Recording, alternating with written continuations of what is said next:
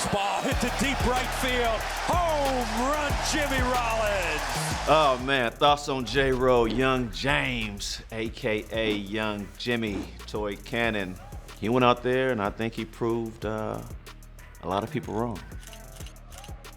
Everybody always had, their thoughts on how my game should be, and it was just like year after year, this is me, this is what I do. I did big things. This is Jimmy Rollins breaking down Jimmy Rollins on a player breakdown.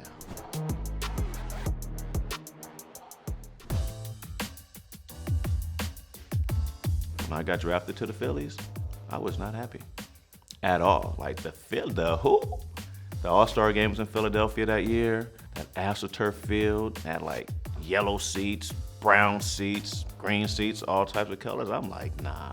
My mom was like, well, babe, there's really no one in front of you. So maybe if you look at it that way, you can get to the big leagues a lot faster than being stuck behind people. And that right there changed my attitude. So when I got there, I made sure it was rewarded.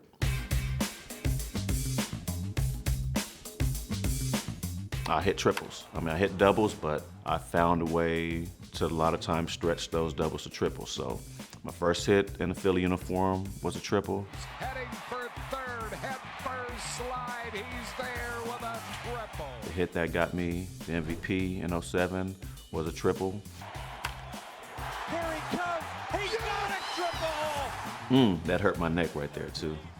I still feel it. That was the 20th triple of the year, and it ended up being something that probably helped me win the MVP that year. I knew that day, playing Washington, how they set up, it was only one way I was gonna get a triple. I got to hit this ball down the right field line. Austin Kearns is there.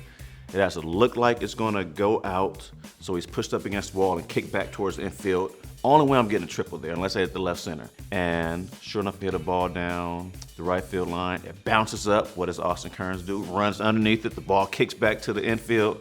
And I'm running around. I'm like, oh, snap. Like, this is really happening. But baseball instinct kicks in because it's 2 outs, and it's like, don't make the last out at third. But as soon as that comes in my mind, it's like, that. I'm going to third. Hit second base, and I'm looking at Zim, and I'm like, I'm hitting you, bro.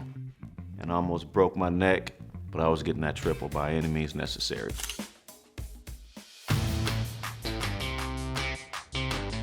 I've never considered myself fast, especially in a straight line. I love running bases. I love, getting that turn and get that lane and you just stand in there, that low center of gravity. I ran track when I was 9 years old, and I could not run 100. I could understand getting out the blocks in that straight and explosive speed. Put me in a 200. I knew how to get in that turn and feel like I was being, shot out of a slingshot for that last 100, and I can stretch and open up. Stealing bases, there were times I'm just like, oh man, this is gonna be tight. And I take off and I'm giving all I have. It's not even a throw. Damn, I did feel kind of fast. And then there were times where I get on the base and I'm like, I don't care who's pitching, I don't care who's catching. The first thing I see, you have no chance. I get out there and I do a Ricky, do a little walking lead, and I put my hands on, I ain't going nowhere. I give you one pitch, and I'm gonna put you to sleep. Next pitch, I'm gone. Lefty, first move, I don't care if you throw it the first, I feel that fast today. I never really felt like I had explosive, straightforward speed, but the reality is I'm probably a lot faster than I think I am. I remember, leading up to that game, I'm just like, let's just go ahead and get this done. And I get a call from my mom, I think, and she's like, yeah, well, your dad's on the plane. He's coming to see you break the record. And I'm like, okay, that's cool. All right, cool. I got 4 games to get like 4 hits. 1 hit, game 1.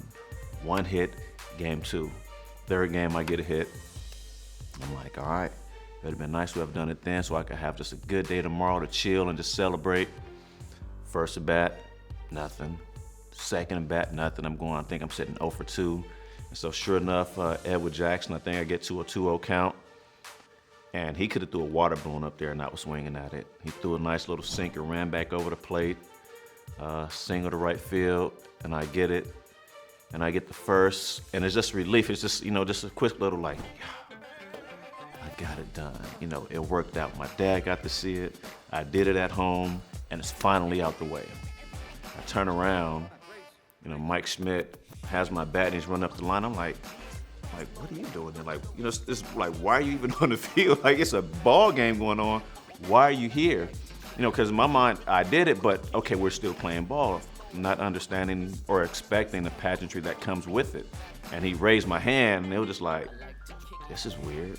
It's like a passing of the torch, like acknowledging that it was his record, and he was delighted now that I'm the person in that position. And at that moment, it allowed for me to take it all in. And I was like, this is pretty cool.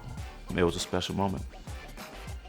There you have it, the breakdown of Jimmy Rollins, the man, the myth, the legend, the all-time hits leader, number 11 on the back, but number 1 in your hearts. Hope you enjoyed it.